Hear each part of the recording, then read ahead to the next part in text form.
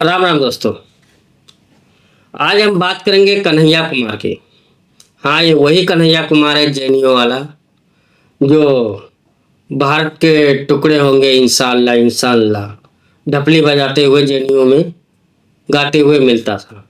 जो राष्ट्र विरोधी ताकतें थी उनके साथ में हमेशा खड़े होने वाला ये कन्हैया कुमार आज भारत सरकार को ज्ञान पेल रहा है, या बिहार सरकार को ज्ञान दे रहा है कि जो ये भारत माला प्रोजेक्ट चल रहा है इसके ये एक साजिश है बिहार के पानी खर्चा करने के लिए।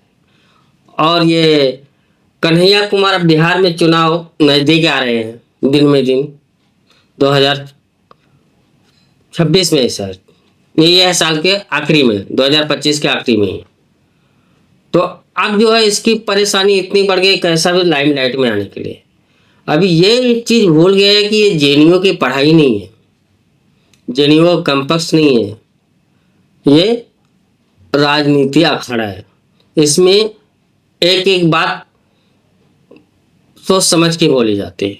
हाँ, लेकिन ये तो इसका तो बैकग्राउंड वामपंथी है, और वो वामपंथी क्या है जो विकास के विरोधी ना हो। तो इसमें कन्हैया कुमार की कोई गलती नहीं है। और उसके ऊपर से राहुल का ये चेला है या राहुल इसका चेला है, तो कुछ समझ में नहीं आता कौन किसका चेला है।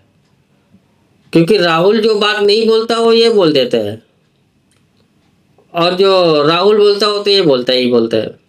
तो ये समझ में ही नहीं आता है किसका चेला है।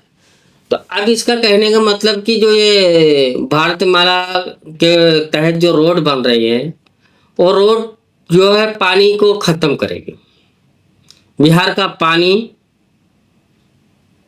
को बर्बाद करने के लिए भारतमाला प्रोजेक्ट के तहत जो रोड बन रही है ये एक साजिश बिहार के साथ खेली जा रही है। ये वामपंथियों को और इस्लामिस्टों को, इनको साजिश शब्द बहुत पहले याद आ जाता है। कभी भी देख लेना, इनका कोई भी बातचीत रहेगा या कुछ होता रहेगा तो उसमें साजिश शब्द का जरूर ये यूज करेंगे। अभी बता रहे हैं कि अभी तक बिहार का तरक्की क्यों नहीं हुआ। अरे भाई, ये क्यों भूल जाते हो कि 2005 से लेकर के 1950 से लेकर के 2005 तक तो आपके चच्चू जान लालू यादव की सरकार थी और कांग्रेस की थी। इसमें तीसरा कोई भागीदारी नहीं था। रोड, बिजली, पानी जो भी कुछ नहीं मिला था सब ये 2005 से पहले था। 2005 में नीतीश जी आए, वो अपना सुशासन बाबू से कानून व्यवस्था से सीधा करने में लग गए। इससे पहले तो जंगल राज होता था। शायद वो आप तो अच्छे जानते होंगे, क्योंकि ये वामपंथियों का तो एक सबसे बड़ा जो विचार यही है कि कोई तरक्की ना हो, वही पत्थर के जमाने में जिया जाए। ना इंडस्ट्रियल को जीने देते हैं, ना पूंजीपतियों को जीने देते हैं। तो वही लालू और कांग्रेस बिहार में वही करके रखा था। हफ्ता वसूलना, किडनैपिंग, और ये भू माफिया, ट्रांसफर पोस्टिंग, मर्डर। 2005 से तो पहले बिहार इसी नाम से कुख्यात था।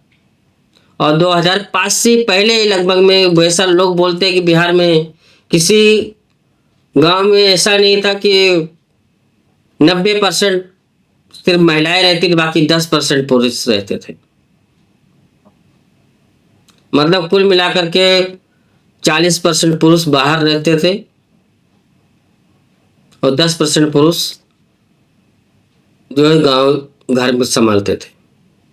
तो लालू यादव के जमाने से ही ये जो पलायन हुआ बिहार के, लालू यादव के जमाने का है। लेकिन अब वो चीज तो शायद तुम्हें याद नहीं होगा। अभी तो तुमको बीजेपी दिख रही होगी। जो बीजेपी और या एनडीए जो सरकार है बिहार में, वो जो धीरे धीरे तरक्की मॉडल लेकर आ रही है, ये तो इसको अच्छे से याद होएगा कि बिहार में किसी गांव में लाइट नहीं थी, जहां पे भी लाइट जाते थे जनरेटर से, प्राइवेट जनरेटर से लाइट प्रोवाइड करते थे प्राइवेट लोग। जब से मोदी सरकार आई 2014 के बाद में, आप किसी भी बिहारी से बात कर लीजिए तो उनके गांव में लाइट लगभग में हर एक गांव में पहुंच गए हैं। 99% गाँव में बिहार के भी लाइट पहुंच चुकी है। ये तो हर एक बिहारी मानता है।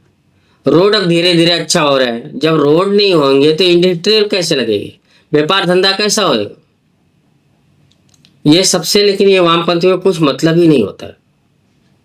इनको झूठा बोलो और आगे बढ़ जाओ, यही इनकी एक सोच में है। और यही किसी वजह से, यही सोच की वजह से आज वामपंथी सीमेंट के केरला में रह गए हैं। और इसी तरह अब ये राहुल गांधी इसको अपनी पार्टी में लेकर आए हैं, तो जाहिर सी बात है अब ये पूरा कांग्रेस को भी समेटने के पीछे लगा हुआ है। और प्लस पॉइंट एक और है कि लालू यादव कन्हैया कुमार को बिल्कुल बिहार में पसंद नहीं करते।